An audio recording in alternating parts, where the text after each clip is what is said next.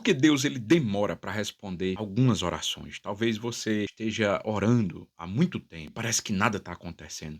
Hoje eu vou te mostrar, você vai entender hoje o que a Bíblia realmente ensina sobre a demora e como permanecer firme enquanto a resposta de Deus não chega. Um homem recebeu uma notícia de que um amigo próximo estava gravemente doente, prestes a morrer. E em vez de correr para ajudar, ele fez exatamente o oposto. Ele ficou mais 2 dias exatamente onde ele estava, sem se mover. Talvez você também esteja esperando uma resposta que parece atrasada demais para fazer sentido. Talvez seja uma cura, sabe, que você pede há meses e o quadro só piora. Talvez seja um pedido de reconciliação familiar que você repete há anos, sem nenhum movimento visível. Talvez seja uma virada financeira que você ora pedindo enquanto as contas continuam vencendo. Ou talvez seja a sensação de que você, ou quanto mais você espera, na verdade, mais tarde a resposta ela vai chegar para servir de alguma coisa. Esse vídeo, irmão, é justamente sobre o que aconteceu depois de 2 dias de espera proposital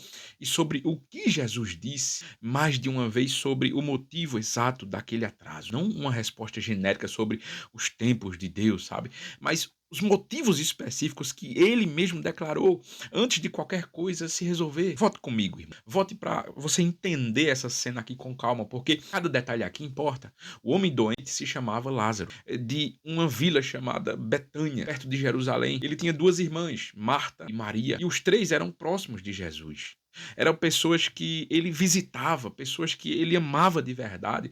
Quando Lázaro adoece gravemente, as irmãs mandam uma mensagem direta para Jesus. O texto diz que a mensagem dizia assim: Senhor, eis que está enfermo, aquele que tu amas. Repare que elas nem pedem nada explicitamente, só informam, confiando que o amor de Jesus seria motivo suficiente para ele agir. Afinal, era Jesus. E é aqui que o texto registra, irmão, algo que parece à primeira vista contraditório, porque João escreve dizendo assim: ora, Jesus amava Marta e Maria, irmãs de Lázaro. Quando ouviu, pois, que estava enfermo, ficou ainda 2 dias no lugar onde estava. Repare na palavra que conecta essas duas frases, irmão. Quando, pois, diz o texto, o amor de Jesus por essa família não impediu o atraso. De alguma forma, os dois existiram juntos, amor genuíno e uma demora deliberada, proposital, de 2 dias inteiros. Isso já derruba uma ideia, irmão, que muita gente carrega sem perceber, que se Deus ele demora é porque ele não se importa o suficiente.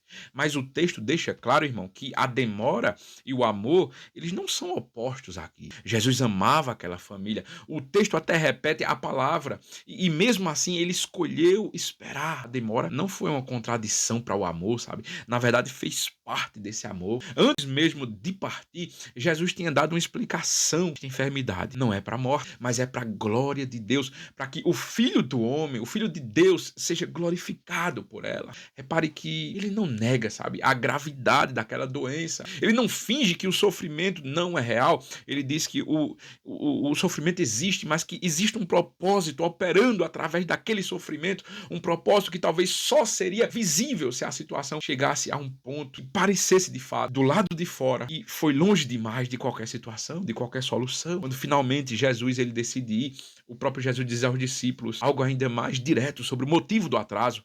Lázaro morreu e por vossa causa folgo de que eu lá não estivesse, para que creiais. Mas vamos ter com ele. Repare nisso, irmão. Ele não está feliz com a morte de Lázaro. Ele está dizendo que a sua ausência naquele momento específico ia servir para fortalecer a fé dos discípulos de um jeito que uma cura rápida nunca, absolutamente conseguiria resolver ou satisfazer. A demora tem um segundo propósito, além do primeiro, não só a glória de Deus em geral, mas o amadurecimento específico da fé de quem estava mais perto de Jesus. Quando finalmente Jesus chega em Betânia, Lázaro já estava morto há 4 dias.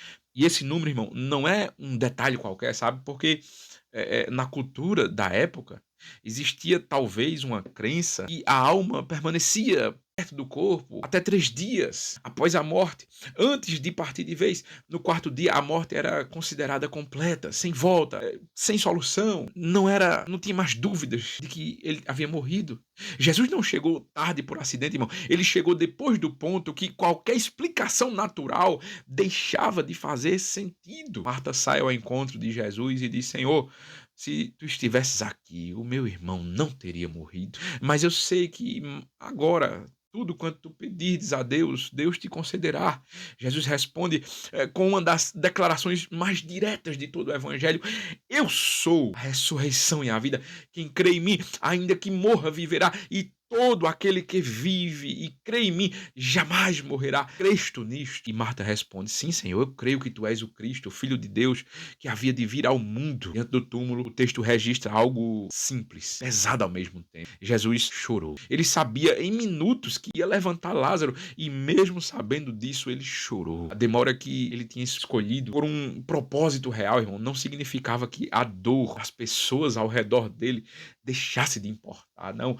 Jesus manda tirarem aquela pedra, ora em voz alta, para que eles creiam que tu me enviaste. Então chama: Lázaro, vem para fora. E Lázaro sai ainda enrolado nas faixas de sepultamento, mas vivo. Repare no que essa história, irmão, ela ensina sobre demora, que nenhuma resposta genérica sobre os tempos de Deus costuma explicar. A demora de Jesus não foi por indiferença disfarçada de sabedoria, não. Foi tempo usado para alguma coisa específica, para glorificar Deus de um jeito que uma cura rápida não faria, para fortalecer a fé de quem ainda estava observando de perto, talvez ainda não cria totalmente, para garantir que a resposta chegasse e ninguém pudesse explicar como uma coincidência, como causa natural.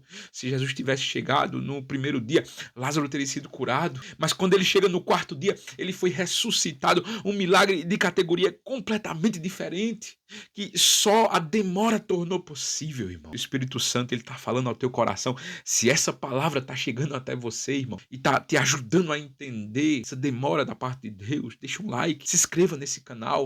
Quando você faz isso, você ajuda com que esse vídeo chegue a mais pessoas que também precisam ouvir essa palavra hoje. Então pense na oração que você sente, está demorando tempo demais para ser respondida, irmão. Talvez você pode estar contando os dias, sabe? É como se cada um fosse prova do abandono da parte de Deus. Mas entenda uma coisa, irmão. Foi no quarto dia que Jesus chegou, tinha um propósito específico. Foi exatamente esse dia em que a resposta chegou, maior do que qualquer outras respostas que tinham chegado antes.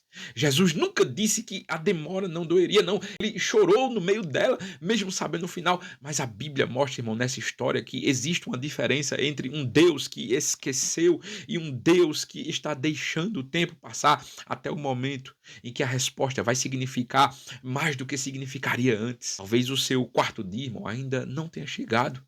Mas talvez seja exatamente o motivo pelo qual, quando chegar, ninguém vai conseguir chamar de coincidência, irmão. Vão chamar de milagre. Na tela, irmão, eu vou deixar aqui um link de um vídeo para você assistir, porque enquanto essa resposta não chega, você pode começar a interpretar o silêncio de Deus como se fosse um abandono. E isso é muito perigoso. No vídeo que eu estou deixando aqui, eu mostro a você que a Bíblia ensina exatamente sobre os momentos em que Deus parece estar em silêncio. Clica aqui agora e assista comigo, te abençoe.